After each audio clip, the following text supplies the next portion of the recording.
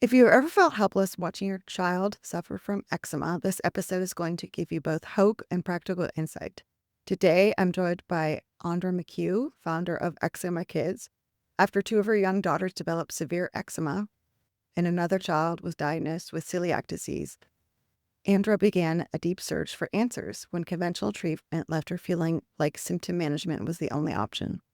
That journey led her to create Eczema Kids, where she now helps families find the root cause and take the inside-out approach to healing through nutrition, environment, system support, and restoring confidence in the healing process.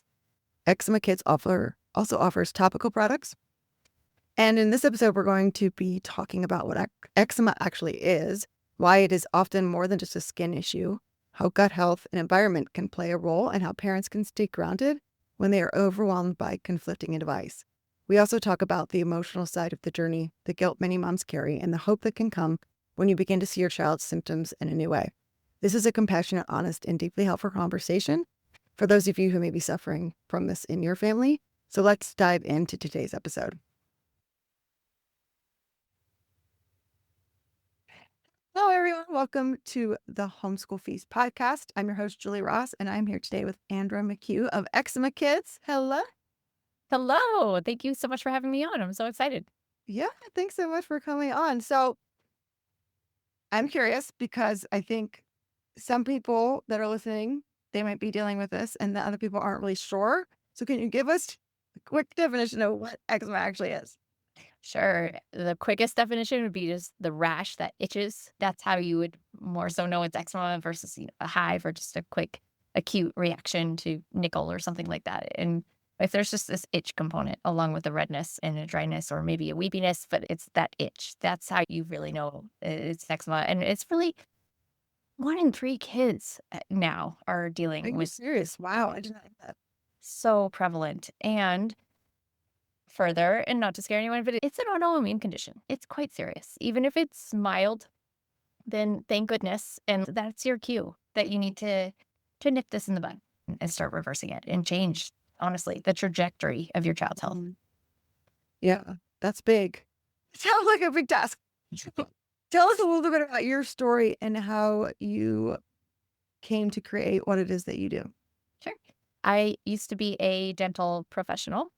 And in that line of work, you are exposed to a lot of things. You're exposed to a lot of radiation. You're exposed to a lot of chemicals, unfortunately. And I had my third daughter, and she was just straight up born with eczema. And then simultaneously, my 2-year-old just came down with it like you would a cold. Like it was Hmm. just crazy. And then a month into that, I had a 4-year-old, a 2-year-old, and a newborn Wow. who were head to toe covered in eczema.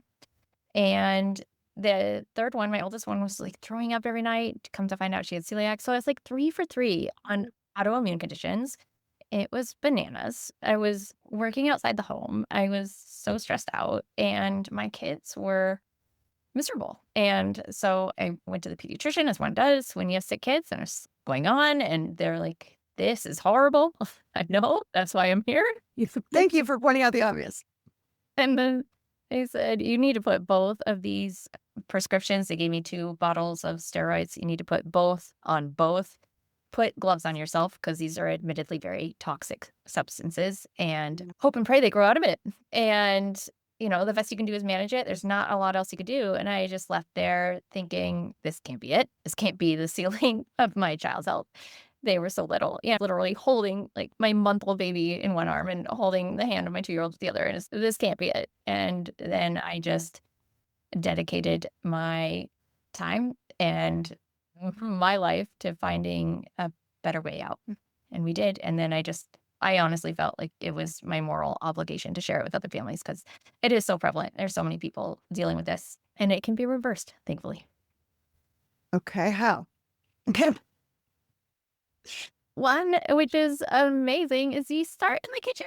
That's where you start, and that's where every mere mortal parent can start because you always have to feed your kids, right? And no matter what, and they're hungry every day. I still, every day, I think to myself, "Oh, maybe they won't be hungry tonight." Yeah. I still play those arguments, like, never gonna happen. So it's just, you're gonna wanna make those meals nutritious. Like, really help with that cellular turnover, help with rebuilding that skin barrier. There's a dysbiosis going on, undoubtedly. That means the bad bugs are winning the war against the good bugs inside their little tummies. And there's a detoxification problem, there's a methylation problem, there's a lymphatic problem. There's so many things, right? You're going if you're experiencing this issue and you're researching, and the more you uncover, the more stressed you get. And you're like, oh my goodness, oh my goodness. And so the remedy to all of those things is real whole food. If you could just do one thing, just cut out the processed things.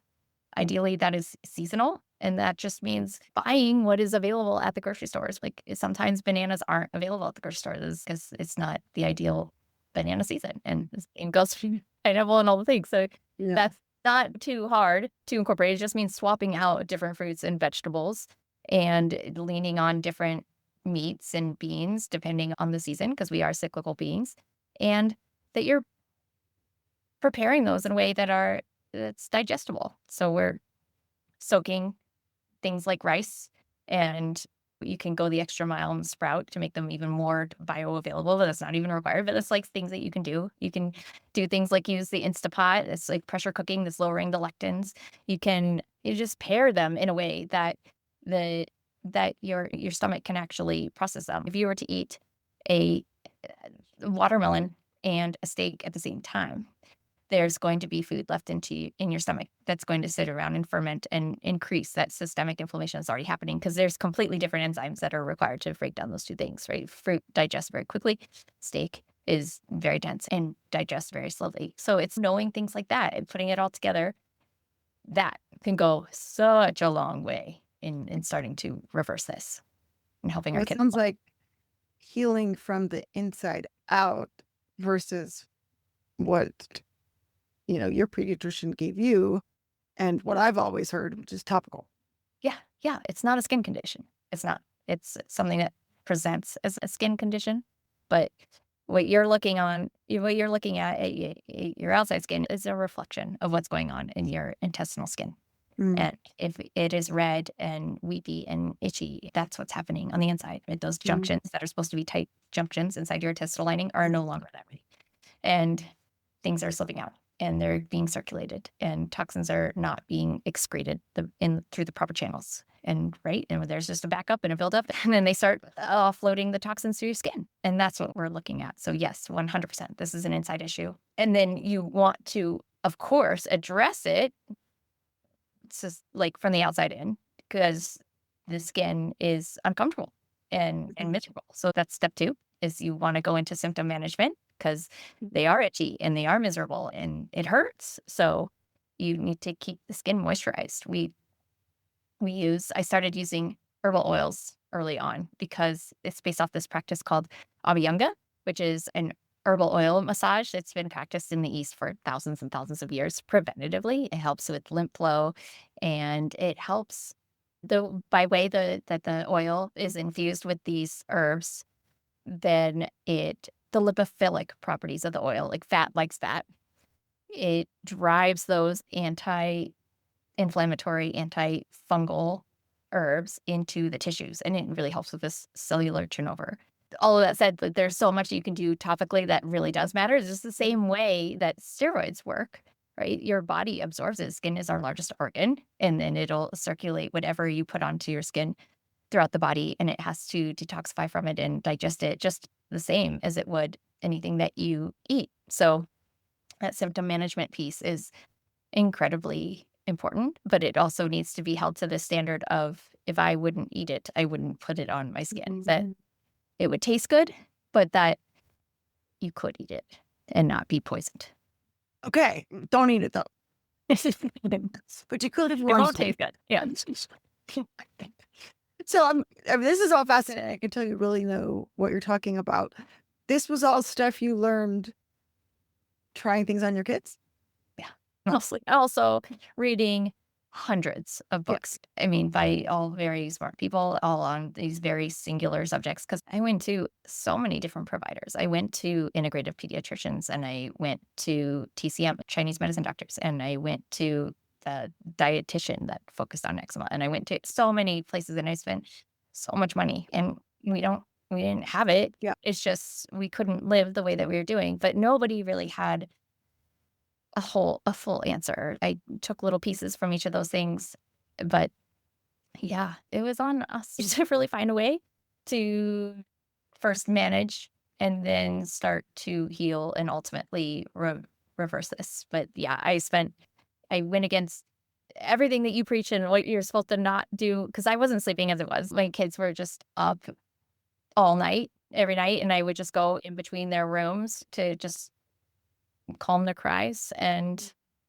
put on another layer of lotion or whatever I could do to help them feel a little more comfortable.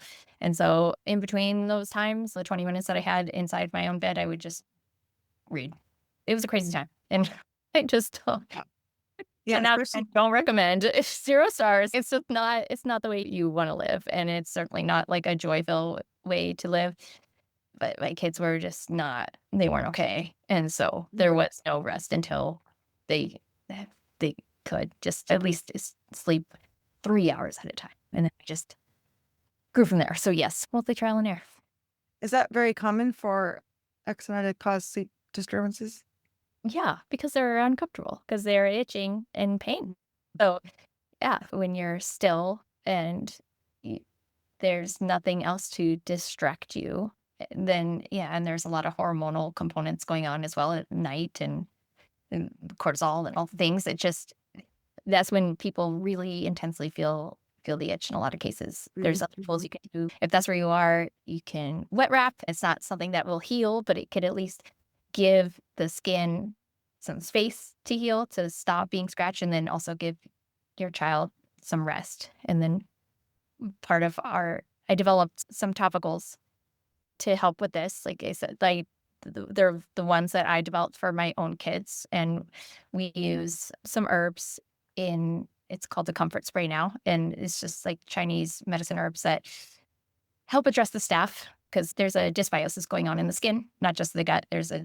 The skin microbiome is another microbiome, and there's more staph on somebody's skin if they're experiencing eczema. So it helps address that and helps prevent full out staph infections. And then it also quells the itch like on point. So things like that. Yeah. To just get through the night.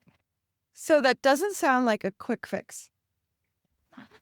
But what's so cool and being parents is like kids bounce back so quickly. They're Mhm. so resilient. And once you get these inputs lined up, they can bounce back so much quicker than adults would. Their time on this earth hasn't been that much. You haven't had that much time to mess things up. So you can reverse them in pretty short order. Honestly, if you're really in it and doing it, like I say 90 days, Okay. honestly.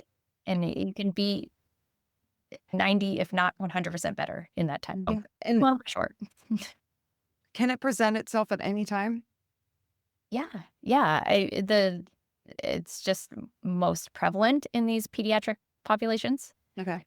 but and that's why I focus my efforts there Yeah. and educating the parents that are taking care of these kids because we're the ones to do it. But yeah, there's certainly adults with eczema. If you don't get this under control, yeah, you can Yeah. experience this your whole life. Or there's some adults that just start to experience it midlife after pregnancies is a really common time or during pregnancy, all those hormonal Yes. shifts. Yeah. Or if their profession has to do a lot of hand washing if you're in the medical field, things like that can absolutely start to turn the dial that way. Yeah. What do you wish you would have known at the beginning? I wish I had put more focus on building their microbiomes from the very beginning. I had 4 cesarean births, and like I said, I wasn't in the most idyllic environment while I was pregnant, and I wish I had known there's so many things that you could do. One, to just focus on your own nourishment while you're pregnant, and then after cesarean births, sometimes they need to happen, and not ideal, microbiome-wise, but okay, but there's things that you can do, and the easy things you could do. You can do swabbing, and you can just start them on bifidobacteria just immediately, like, when you're still in the hospital, and I think had I done just those early on shifts, had Mm. focused on those things, known those things, I would have saved myself and my kids. a lot of pain. Yeah. But you knew what you knew at the time. Yep. And do you, the moms or the parents that you work with, do they experience guilt and for the woulda, coulda, shouldas?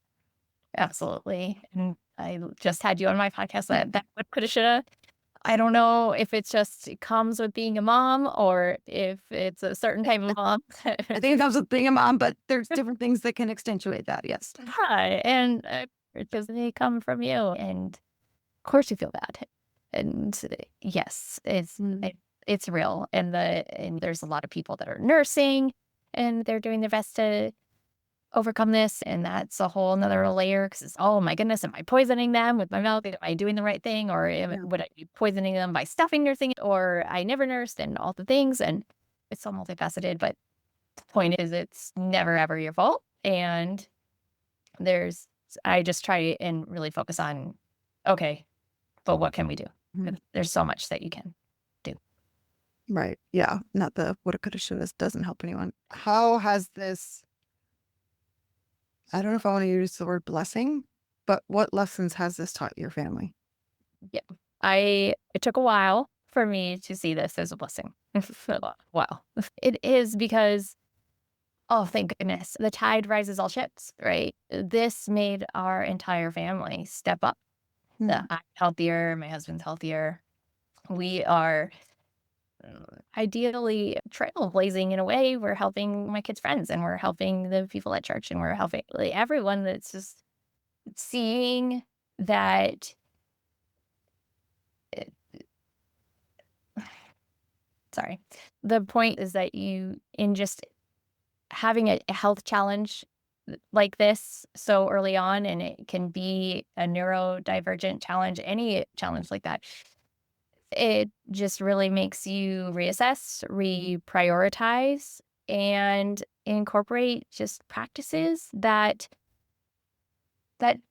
honestly change the trajectory of their lives. Like they no doubt they will spend less time in the doctor's office their whole lives, throughout their whole lives, than having undergone this reset.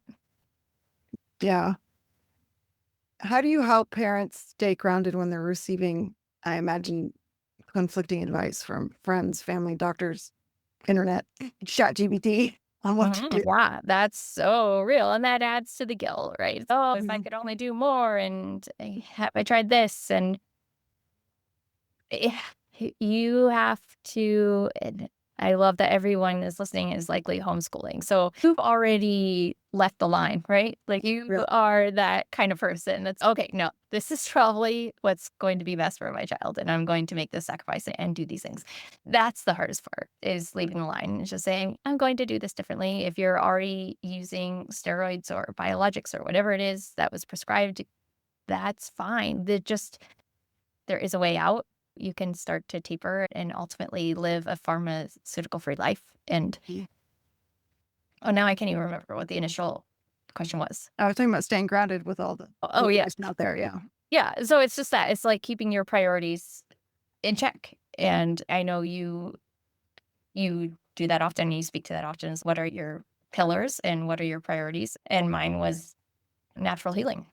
That was first and foremost really important to me, and so I just filtered all advice that I was reading, hearing, dealing with through that filters. Does this make sense? Does it actually make sense? Sometimes it's really easy to think of babies as like a different kind of animals. No, they're also people. And just no matter how old they are, oh, does this make sense? Yeah. Would this actually bring us closer to our goal? Does this sound like this would be a healing practice, or does this sound like we're kicking the can down the road and it's actually going to make our job harder later? That's right. Yeah. Yeah. Yeah, those are some good thoughts to keep in mind for sure. What do you think are some of the misconceptions people have about root cause healing, about some of the work that you're doing about doesn't have to be just with eczema, but just overall holistically? With root cause healing. I think no matter what the condition is that you're dealing with, it's an inside issue. It's a gut issue first and Mhm. foremost. It's a dysbiosis issue, and we need to get that under control. Yeah. And Yeah, I would say that's just the biggest misconception. Is like you try all these other things, and that's where you need to focus. That's where you need to focus your efforts. There's a dysbiosis. You're seeing Yeah. autism, or you're seeing just no matter what it is, that needs to be addressed. Yeah, one of the things you talk about is a parent's confidence. How does that factor into this whole process? You obviously doubt yourself because what you're living and exhibiting to the world isn't where you wanna be, what you wanna do, and I just remember, allopathic healthcare, my mom was a nurse, my stepmom is in the dental field, like, there's everyone was like, "This is basically negligent of you Mm, to not just do everything that the pediatrician is saying," and even so, it's not like that would've 100% handled it. It's just point is there's just a lot of there will be always be a lot of opinions and a lot of people that don't think what you're doing is the right thing. And I think it just goes back to those pillars that you hold true for your family and for yourself. And it's just okay, no, this is the type of person I am. This is the type of child that I want to bring up in this world is that we hold these values near and dear, and that doesn't fit into the value. Thank you, and move on. Like that. So the confidence comes later because if you're tired and you're dealing with an itchy, bleedy kid, you're not feeling great about yourself or your right. choices. So it's just that I think that's all you can do is like do everything that you can to support your child in a way that makes sense to you. And so that when your head hits the pillow, you know you did your very best. Like you did your very best by them. And that's the best you can do. And that's the confidence until you can actually see the healing come about, which you will in short order if you could just stay consistent. But during those times, like I know that confidence probably isn't there. And it wasn't for me. But Mm. through consistency, you will start to make some traction, and then you will start to see some confidence. What do you think kept you going when the results weren't what you wanted them to be? Just a belief that it would get better because I was doing everything that I possibly could, and it does make me still tear up because you can just I'm sure anyone in just, like, the hardest parts of their parenting journey can picture their child at their worst, and I just told my kids every day, like, every diaper change, because it was, like, a 20-minute process of the lotioning and all the things and the cloth diapers and the multiple cloth diapers, all the things, it's just, "We will figure this out. It will get better. I promise you, I promise you, I promise you," and I won't rest until it does. And, of course, even when it does get better, of course, you're still not resting, you're still just doing tipping, right? You're showing up the best that you possibly can, but that it's just a faith. It's just a belief. Like, no child comes here to live a life like that, and that's just not meant to be their experience. Mhm. There's just something a lot of things. There's a handful of things that are getting in their way of experiencing life as they should and allowing to them to just be a kid so you can pinpoint those things and Yeah. do a reset. Yeah. That is so beautiful. And I can, yeah, tell how much that still touches your heart. And just no parent wants to see their kid suffer. It is literally the worst thing in the whole world to see. I'll suffer all day long, but I can't watch it. Yeah. It's horrible. It's Yes. the most horrible, helpless feeling in the whole world.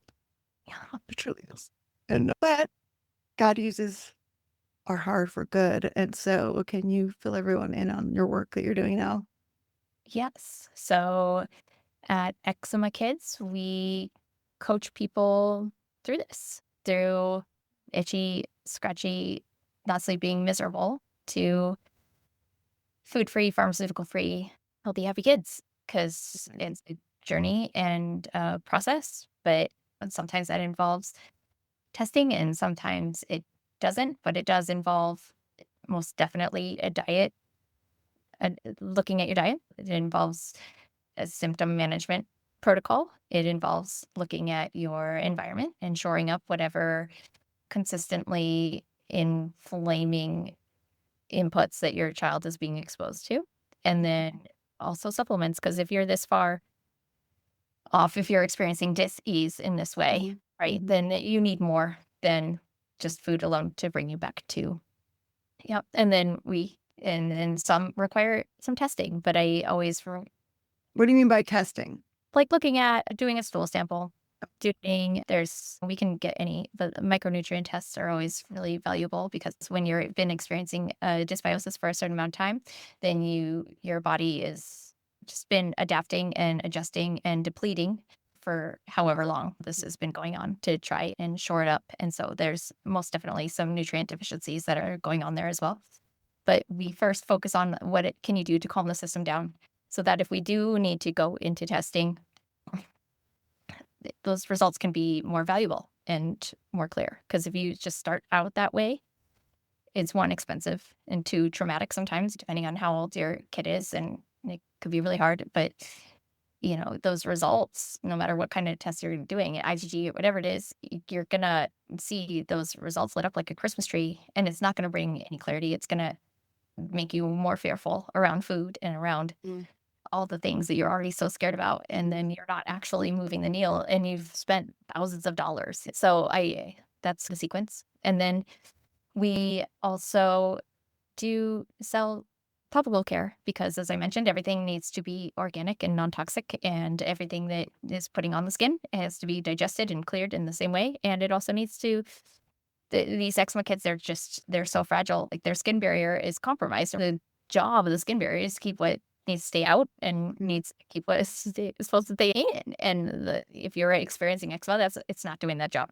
So we do a skin comfort trio. It's an herbal oil, and as I mentioned, the benefits of that, it's just honestly life changing, and it also helps protect you from the water. So then you go into a bath or a shower, ideally an Epsom salt bath, and that just also just helps protect you from the water, because that's just one more thing that honestly we have to be protected from.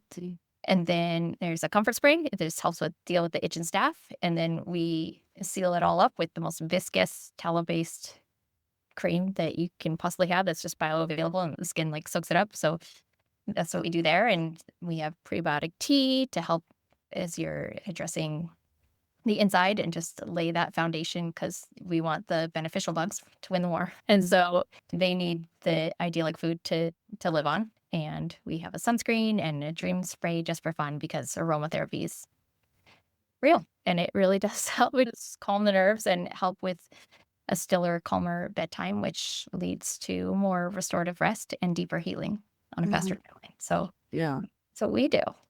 And I also have a amazing. podcast called That is Eczema amazing. Okay, so your podcast is called Eczema Kids, and your website is EczemaKids.com. look at Okay, very easy to remember. To the advocate that's struggling with eczema, eczemakids.com. Amazing. Thank you so much for coming on today and sharing your story. I know this is something you're super passionate about, and I know this will help a lot of people who are struggling with something really hard.